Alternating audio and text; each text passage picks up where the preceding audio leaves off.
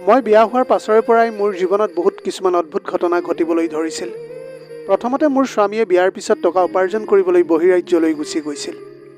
এতিয়া ইয়াত মোক সহায় কৰিবলৈ কোনোৱেই নাছিল। এদিন ৰাতি মই অকলে মোৰ কোঠাত শুবলৈ সাজু হৈ থাকোঁতে বাহিৰৰ পৰা কাৰোবাৰ খোজৰ শব্দ শুনিলোঁ। খোজৰ শব্দ ইমানেই জোৰেৰে আছিল যে মোৰ হৃদয়খনত এটা ভয়ৰ সৃষ্টি হৈছিল। তাৰপিছত মোৰ টোপনি একেবাৰে নোহোৱা হৈ গ'ল। মোৰ হৃদয়খন বৰ বেগেৰে ধপধপাই আছিল। ভয়তে মোৰ ৰাতিপুৱালৈকে টোপনিয়েই নাহিল। তাৰপিছত টোপনি অহা 1 ঘণ্টামান হৈছিলহে, যেতিয়া শাহুমাই মোৰ দুৱাৰত টোকৰ মাৰিলে। তেওঁ ক'লে যে, বোৱাৰী, তুমি এতিয়াও শুই আছানে? মই তেওঁৰ মাত শুনি থতমত খালোঁ, কাৰণ মই টোপনি যোৱা মাত্ৰ 1 ঘণ্টা হৈছিলহে। মই এতিয়া চকু দুটা মুদিয়েই আছিলোঁ, আৰু টোপনি ক্ষতিৰ বাবে মোৰ চকু দুটা ৰঙা পৰি গৈছিল। মোৰ চকু দুটা দেখি এতিয়া শাহুমাই আচৰিত হৈ পৰিল। তেওঁ ক'লে যে, কি হ'ল বোৱাৰী, সকলো ঠিকে আছেনে? তেতিয়া মই তেওঁক সকলো কথা খুলি ক'লোঁ যে মই ৰাতি কাৰোবাৰ খোজৰ শব্দ শুনি ভয় খাইছিলোঁ। তেতিয়া তেওঁ ক'লে যে, বোৱাৰী, এই ঘৰটো ইমান ডাঙৰ যে ভাল মানুহ এজনেও ৰাতি ভয় খাই যায়। তুমি এটা কাম কৰিবা, কালিলৈৰ পৰা ৰাতি তুমি তোমাৰ ননদৰ কোঠাতে শুবাগৈ। তাই তোমাৰ ভণ্টিৰ দৰেই। তেতিয়া মই ক'লোঁ যে, ঠিক আছে মা, কালিলৈৰ পৰা মই মানসীৰ ৰুমতে শুম। এই বুলি কোৱাৰ পাছত মই ফ্ৰেছ হৈ ব্ৰেকফাষ্ট প্ৰস্তুত কৰিবলৈ আৰম্ভ কৰিলোঁ। মানসী এতিয়াও শুইয়ে আছিল। তাৰপিছত আহি মই তাইক জগাই দিলোঁ, আৰু আমি সকলোৱে একেলগে মিলি ব্ৰেকফাষ্ট কৰিলোঁ। তাৰপিছত মানসী কলেজলৈ বুলি গুচি গ'ল, আৰু মই গোটেই দিনটো এইটো কথাই ভাবি থাকিলোঁ যে মই ৰাতি কাৰ শব্দৰ খোজ শুনিছিলোঁ। এতিয়া এই কথাবিলাক মই কাৰোৰে আগত উল্লেখ কৰা নাছিলোঁ। যেতিয়া সন্ধিয়া হ'ল মই এই কথাবোৰ পাহৰি গৈছিলোঁ। কিন্তু শুব লোৱাৰ আগতে মোৰ মনত পৰিল যে শাহুমাই মোক মানসীৰ কোঠাত শুবলৈ কৈছিল। গতিকে মই তাইৰ দুৱাৰত টোকৰ মাৰিলোঁ। তাই দুৱাৰখন খুলি ক'লে, বৌ, সকলো ঠিকে আছেনে? মই ক'লোঁ, মায়ে মোক তোমাৰ কোঠাত শুবলৈ কৈছে। তেতিয়া তাই ক'লে যে, বৌ, মই তোমাক মোৰ কোঠাত শুবলৈ দিবলৈ নোৱাৰোঁ, কাৰণ মই গোটেই ৰাতিটো পঢ়ি থাকোঁ, আৰু মোৰ কোঠাত গোটেই ৰাতি লাইটটো জ্বলি থাকে। সেইবাবে তুমি ইয়াত শুবলৈ নোৱাৰিবা। মানসীৰ কথা শুনি মই তাইৰ হাতত ধৰি ক'লোঁ, কোনো কথা নাই, মই তেনেকৈয়ে শুবলৈ পাৰিম, কাৰণ মই মোৰ কোঠাত অকলে থাকিবলৈ ভয় লাগিছে। মই তোমাক ইয়াত কোনো সমস্যাৰ সন্মুখীন হ'বলৈ নিদিওঁ। কথাটো শুনাৰ পিছত মানসীয়ে নিজৰ মুখখন ফুলাই লৈ ক'লে, ঠিক আছে বৌ, কালিলৈৰ পৰা তুমি মোৰ ৰুমতে শুবলৈ পাৰিবা। মই ক'লোঁ, নাই মানসী, মই আজিৰে পৰাই তোমাৰ কোঠাত শুম।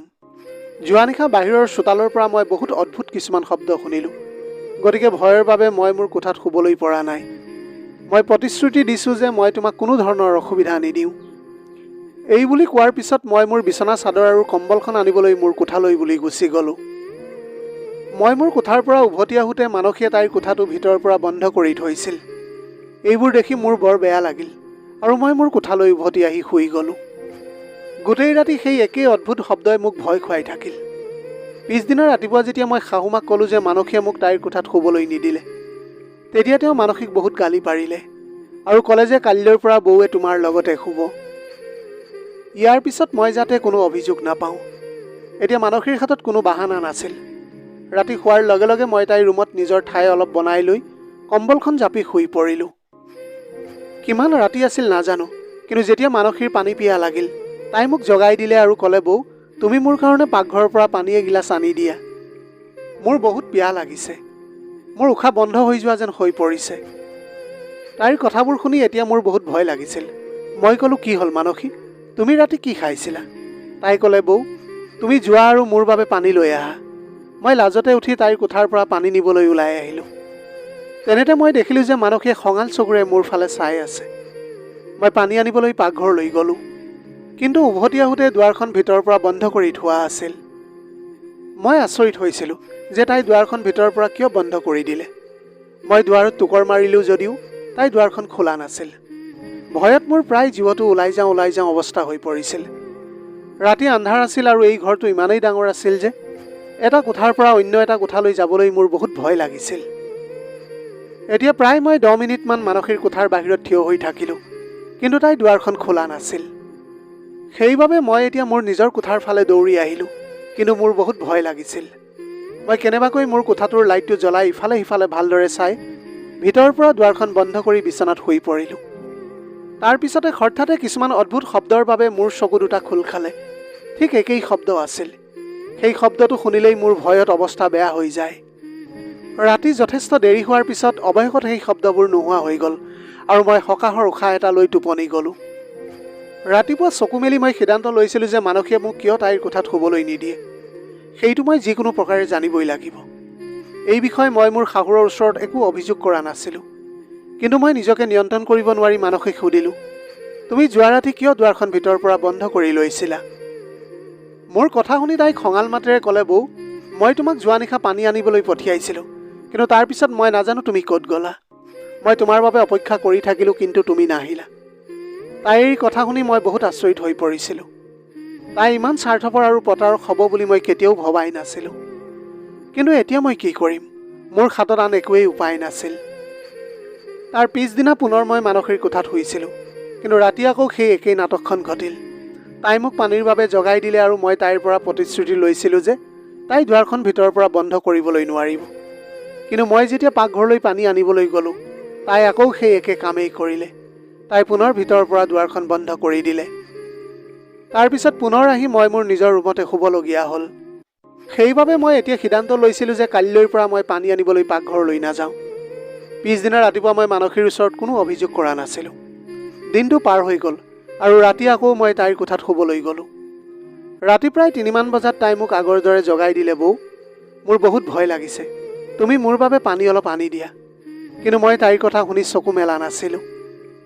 মই এতিয়া শুই থকাৰ দৰে অভিনয় কৰিলোঁ। তাই মোক জগাবলৈ বহুত চেষ্টা কৰিলে, কিন্তু মই চকু মেলা নাছিলোঁ। তাই মোক বাৰে বাৰে জগাই দিবলৈ বহুত চেষ্টা কৰিছিল, কিন্তু মই সেইসকলৰ মাজৰ এজন নাছিলোঁ যিয়ে হঠাতে সাৰ পাব। তাৰপিছত তাই মোক জোৰেৰে চিঞৰিবলৈ ধৰিলে। তাই মোক মাত দিলে, কিন্তু মই নুশুনাৰ ভাও জুৰিলোঁ। তাৰপিছত তাই মোক গভীৰ টোপনিত আছোঁ বুলি নিশ্চিত হোৱাৰ পাছত তাই এতিয়া নিজৰ লগত ৰখা চাবিটোৰে আলমাৰিটো খুলি দিলে। তাৰপিছত আলমাৰীৰ পৰা এটা টোপোলা উলিয়াই মোৰ ফালে এবাৰ চকু ফুৰালে আৰু তাৰপিছত তাইৰ খিৰিকীখন খুলি বাহিৰলৈ জঁপিয়াই দিলে। এইটো কথা দেখি মই থতমত খালোঁ। হে ভগৱান, ছোৱালীজনী ইমান ৰাতিখন কলৈ গৈ আছে? ঘৰৰ সন্মানৰ প্ৰতি তাইৰ অলপো চিন্তা নাই নেকি বাৰু? খন্তেক সময়ৰ বাবে মোৰ হৃদয়খনে কৈছিল যে মই গৈ শাহুমাক কওঁ যে মানসীয়ে মাজনিশা কাৰোবাক লগ কৰিবলৈ ঘৰৰ পৰা ওলাই গৈছে। তাৰপিছত মই ভাবিলোঁ যে ইয়াৰ ফলত গাঁৱত আমাৰ সকলোৰে বদনাম হ'ব। তেতিয়া মই ভাবিলোঁ যে প্ৰথমে মই নিজেই মানসীক বুজাবলৈ চেষ্টা কৰিম। এই বুলি ভাবি মই বিচনাত শুই থাকিলোঁ। তেনেতে বতাহত খিৰিকীখন খোলা মেলাৰ শব্দ শুনিলোঁ, কিন্তু তথাপিও মই উঠি খিৰিকীখন বন্ধ কৰা নাছিলোঁ। এতিয়া মোৰ পুনৰ বহুত ভয় লাগিবলৈ ধৰিল। মই তথাপিও মনে মনে শুই থাকিলোঁ। প্ৰায় 1 ঘণ্টাৰ পিছত দেখিলোঁ মানসী সেই খিৰিকীখনেৰে ভিতৰলৈ সোমাই আহি খিৰিকীখন ভিতৰৰ পৰা বন্ধ কৰি দিলে আৰু আলমাৰিটোত টোপোলা এটা থৈ সেইটো বন্ধ কৰি আলমাৰীৰ চাবিটো নিজৰ লগতে ৰাখি শুই থাকিল। মই বহুত আচৰিত হৈ তাইৰ ফালে চাই থাকিলোঁ, কাৰণ তাইতো বহুত সাহসী ছোৱালী ওলাল। এতিয়া মই বুজিলোঁ যে তাই মোক সদায় ৰাতি পানী অনাৰ অজুহাতত কিয় কোঠাৰ পৰা বাহিৰলৈ পঠিয়াই দিছিল।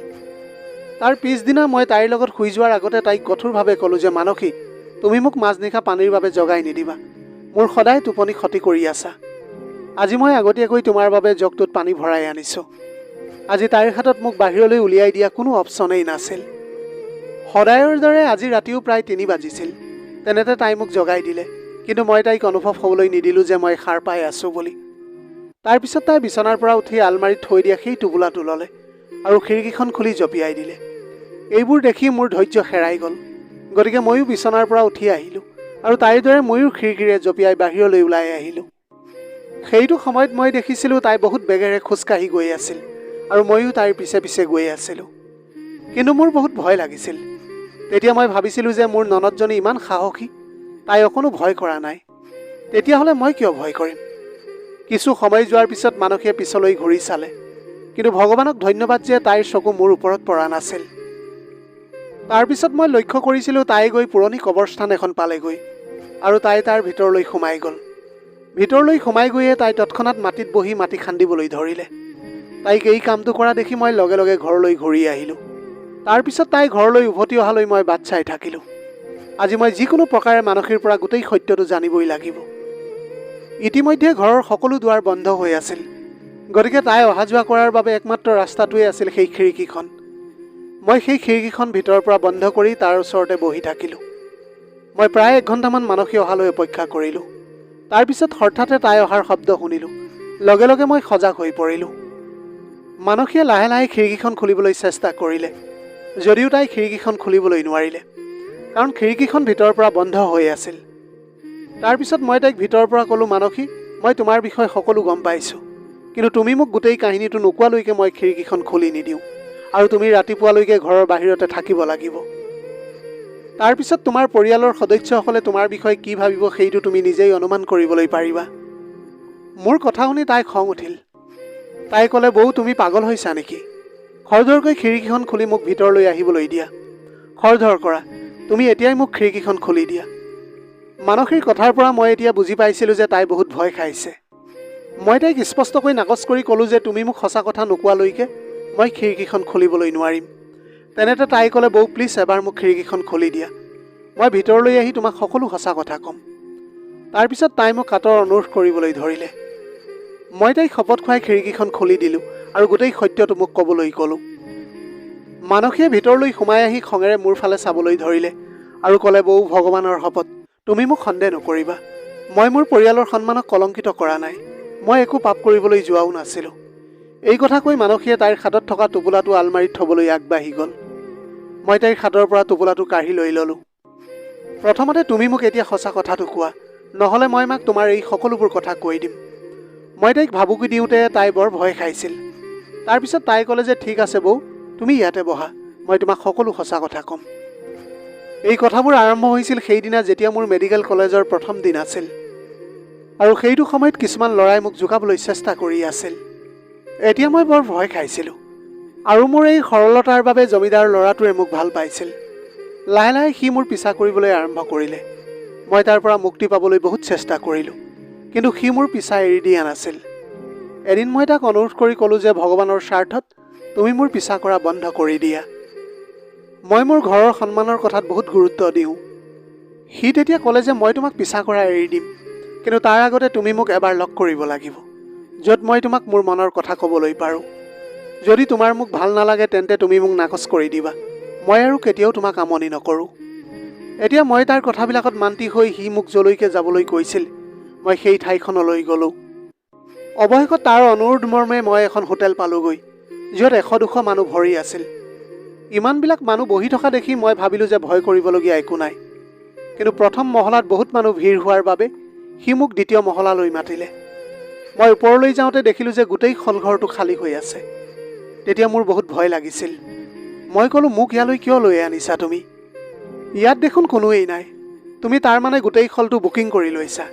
সি হয় বুলি মূৰটো জোকাৰি দিলে, আৰু তাৰ মুখত এটা বিকৃত হাঁহি বিৰিঙি উঠিছিল। সি আগবাঢ়ি আহি মোৰ লগত বেয়া আচৰণ কৰিবলৈ ধৰিলে, গতিকে মই তাৰ মুখত এটা জোৰেৰে চৰ মাৰিলোঁ। সি মোক তাৰ নিজৰ ফালে টানি আনিবলৈ ধৰিলে। তেতিয়া হঠাতে কোনোবাই ভগৱানৰ ৰূপ লৈ তালৈ আহিল আৰু মোক জমিনদাৰৰ পুতেকৰ পৰা বচাইছিল। মই সেই ল'ৰাজনৰ ওচৰত সদায় কৃতজ্ঞ। জমিনদাৰৰ পুতেকৰ উদ্দেশ্যৰ কথা জানিব পাৰি মোৰ চকুলো ওলাই আহিছিল। সি যে মোৰ লগত ইমান বেয়া আচৰণ কৰিব সেই কথাটো মই ভবাই নাছিলোঁ। তাৰপিছত মই ঘৰলৈ উভতি আহিলোঁ।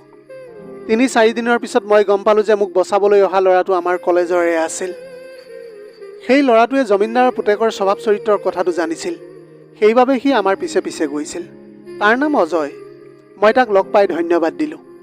অজয়ৰ এটা কথা ভাল লাগিল যে সি আন ল'ৰাৰ দৰে একেবাৰে নাছিল।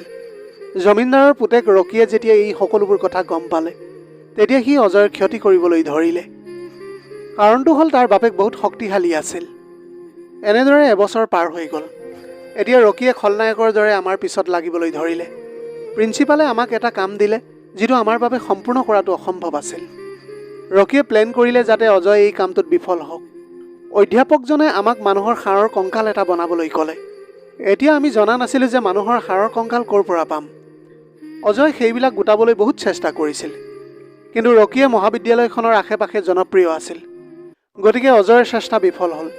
সেইবাবে মই তাক সহায় কৰাৰ সিদ্ধান্ত ল'লোঁ, কাৰণ সি মোক সেইটো সময়ত সহায় কৰিছিল যেতিয়া মই সম্পূৰ্ণ অসহায় হৈ আছিলোঁ। তাৰপিছত এতিয়া মই পুৰণি কবৰস্থানবিলাক বিচাৰিবলৈ আৰম্ভ কৰিলোঁ। কোনোবাই মোক কৈছিল যে শ্মশানত মানুহৰ হাড় পোৱা যায়, সেইবাবে দিনত এই কামটো মই কৰিবলৈ নোৱাৰোঁ। গতিকে মই গোটেই দিনটো সেই ঠাইখন ভালকৈ চাই আহোঁ আৰু ৰাতি হ'লে তালৈ যাওঁ, যাতে মোক কোনেও দেখা নাপায়। আজি ৰাতি শেষৰখিনি হাড় আনিবলৈ বাকী আছিল, যিবোৰ মই এতিয়া লৈ আহিছোঁ। মানসীয়ে এতিয়া ইমানখিনি কথা কোৱাৰ পিছত আনন্দ মনেৰে সেই টোপোলাটো খুলি মোক দেখুৱাই দিলে। মই এইবিলাক দেখি বহুত আচৰিত হ'লোঁ। মই তাইৰ সাহসিকতাক প্ৰণাম কৰিলোঁ আৰু আমি দুয়ো বিচনাত শুই পৰিলোঁ। তাই মোৰ পৰা প্ৰতিশ্ৰুতি লৈছিল যে মই যাতে এইবোৰ কথা কাকোৱেই নকওঁ। এবছৰ পিছত তাইৰ পঢ়া শুনা সমাপ্ত হ'ল আৰু মই বহুত কষ্ট কৰি তাইক অজয়ৰ লগত বিয়াখন পাতি দিলোঁ। কাৰণ সঁচা ভালপোৱাসকলৰ মাজত কেতিয়াও বাধা আহিব নালাগে। পৰিয়ালৰ মানুহক পতিয়ন নিয়াৰ প্ৰচেষ্টাত মোৰ স্বামীয়ে মোক সহায় কৰিছিল। তাৰপিছত আমি সিহঁত দুয়োৰে বিয়াখন পাতি দিলোঁ। আজি অজয় আৰু মানসীয়ে দুয়োজনেই নিজৰ জীৱনক লৈ বহুত সুখী। প্ৰিয় দৰ্শক, এইটোৱে আছিল আজিৰ কাহিনীৰ ভাগ। শুনি কেনেকুৱা লাগিলে জনাবলৈ নাপাহৰিব। যদিহে ভাল লাগিল তেনেহ'লে লগৰ বন্ধু বান্ধৱীসকলৰ মাজত শ্বেয়াৰ কৰিবলৈ নাপাহৰিব। আপোনালোকৰ গোটেই জীৱনটো হাঁহিৰে উপচি পৰক। পাৰিলে দুখীয়াজনক অলপ সহায় কৰিবলৈ চেষ্টা কৰিব। আপোনালোকৰ অকণমান সঁহাৰিয়ে যদি কোনোবা এজন দুখীয়াৰ জীৱনটো সলনি কৰিবলৈ পাৰে, তাতকৈ পুণ্যৰ কাম আৰু এইখন পৃথিৱীত একোৱেই হ'ব নোৱাৰে। Have a nice day.